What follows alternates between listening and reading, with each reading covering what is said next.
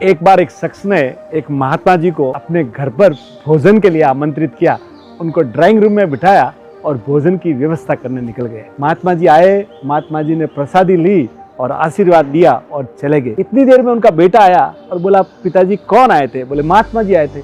बोले drawing room में मेरे बहुत सारे पैसे थे, वो अभी गायब है। तो पिताजी ने कहा कि देख, महात्मा जी बड़े सज्जन है, ऐसा काम महात्मा जी नहीं करेंगे। बात आके चली गई, 1 साल हो गया। तो उस शख्स ने महात्मा जी को वापिस अपने यहाँ भोजन के लिए आमंत्रित किया और जैसे ही ड्राइंग रूम में बिठाया, वो भोजन की व्यवस्था करने पास में चला गया।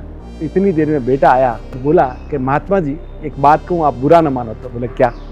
बोले पिछले साल जब आप आए थे ना, आपके जाने के बाद मेरे बहुत सारे पैसे नहीं मिल रहे। मैं आपको छोड़ नहीं कह रहा हूँ, पर बस है सो बात है, आप नाराज मत होइए। तो महात्मा जी उसकी बात सुने और रोने लग गए। इतने में वो शख्स आया और जब उसको सारी बात पता लगी तो उसने बोला कि मैंने तुझे बोला था ना, तूने महात्मा जी को क्यों ऐसा बोल दिया? और बोला कि महात्मा जी मैं माफ़ी मांगता हूँ, मेरे बच्चे से गलती हो गई। तो महात्मा जी ने कहा कि बेटा, इसने मुझे पूछा इसलिए मैं नहीं रो रहा हूँ। तो बोले क्या बात की? बोले वो देख, सामने जो रामायण पढ़ी है ना, वो खोल। और जैसे ही वो बाप बेटे ने रामायण खोली, रामायण के अंदर पूरे के पूरे पैसे पड़े थे। तो बोले जिस दिन मैं आया था ना, आपके पैसे यहाँ बिखरे उड़ रहे थे, तो मैंने सब पैसे इकट्ठा करके आपके वो सामने वाली रामायण के अंदर रख दिए कि जब सुबह सवेर शाम जब भी आप रामायण खोलोगे तो आपके सामने आपके पूरे पैसे मिल जाएंगे। पर मुझे आंखों में पानी इसलिए आ रहा है कि पूरा साल बीत गया और आपने घर में रामायण नहीं खोली है। तो हमारा हाल भी यही है सर।